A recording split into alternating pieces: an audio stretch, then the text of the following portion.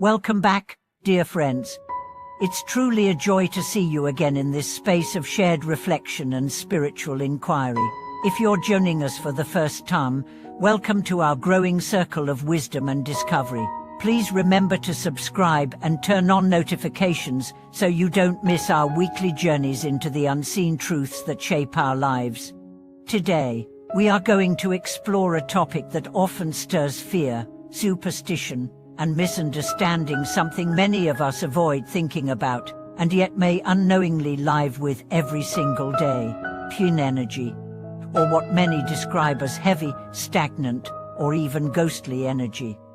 Have you ever walked into a room and immediately felt uneasy, like the air was heavier, your breath shorter, or your mood inexplicably shifted? Perhaps you thought, "This place has bad vibes." Maybe someone even whispered, "It's full of yin energy." But what does that really mean? Today, through the lens of Buddhist insight, we are going to uncover what yin energy truly is, how it affects you daily, and most importantly, how to remain in balance and clarity despite its presence. Let's begin with a common misconception.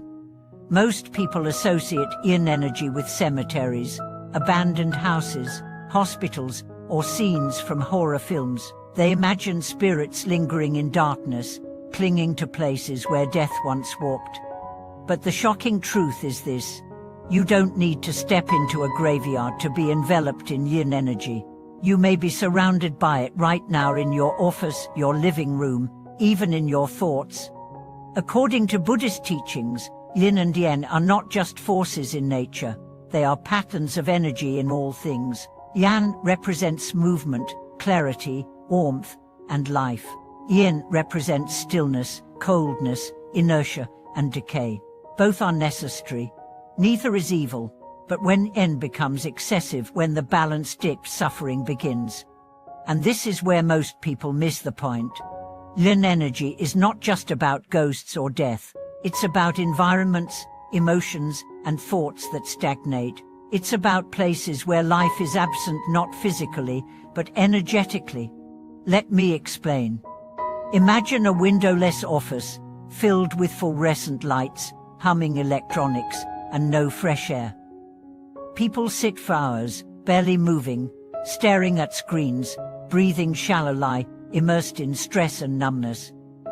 That is not yang. That is deep, saturated yin. Or consider a bedroom where arguments have echoed for years, where tears have soaked the pillows, and resentment lingers in the walls. Even if the room is clean, the vibration is heavy. The emotional energy trapped there begins to seep into your being. You feel tired, even after sleeping. Now take it a step further. What about your own mind? A mind trapped in regret, shame, and fear becomes its own house of heavy yin. Negative emotions left unresolved begin to rot, like food hidden in the back of a cabinet. Thoughts, like old furniture, gather dust. The mind becomes a haunted place, not by ghosts, but by unprocessed energy. And the body. When you ignore your body's natural rhythm, suppress its needs, or sit in stillness for too long without awareness, you invite stagnation. Blood, breath, energy, everything slows down. Coldness enters the limbs. Tension anchors in the shoulders. You feel stuck. That too is yin energy. So you see, the most haunted places are not out there. They are often the places we live in, the habits we keep, and the thoughts we repeat.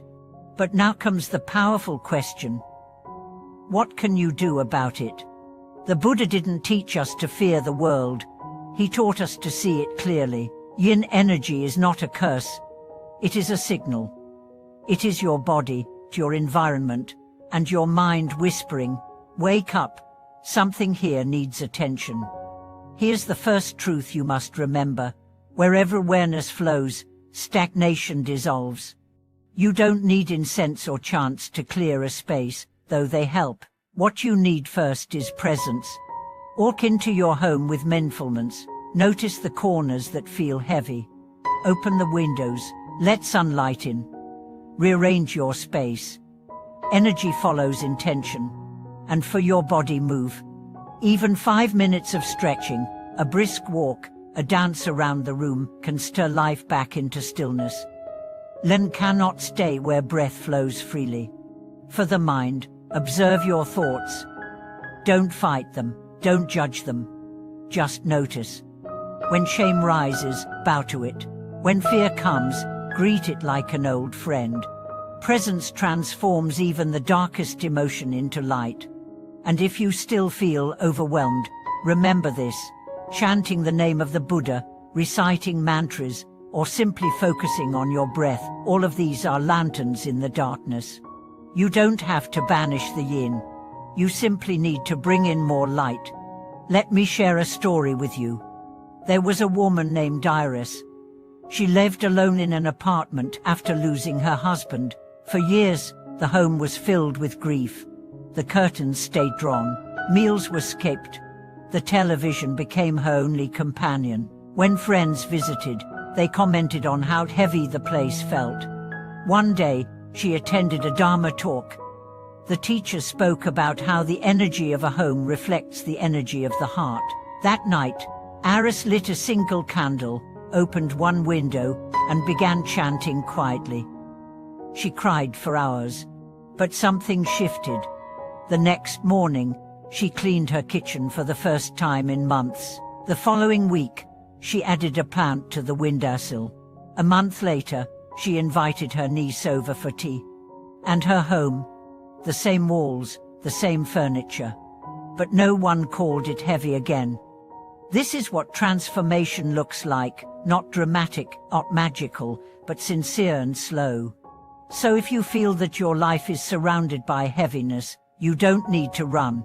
You need to return to breath, to light, to presence. Every moment you choose awareness, you purify your space. Every time you speak truth, you clear emotional stagnation. Every step you take in mindfulness, you shift the energy of the world around you. The most sacred temples are not only on mountains. They are also in small apartments, in busy streets, in quiet bedrooms, anywhere a soul awakens to presence. So be the lamp, be the breath, be the warmth in a cold world. You are not powerless against yin energy. You are the alchemist that transforms it. Thank you for watching this video. If this message opened something in you, please share your thoughts in the comments below. Let's talk about the spaces we've healed, the rooms we've reclaimed, the minds we've illuminated. Don't forget to like, subscribe, and stay with us for more journeys into light, wisdom, and transformation. Until next time, may you walk in clarity, may your spaces sing with peace, and may you always remember, where you bring presence, healing follows.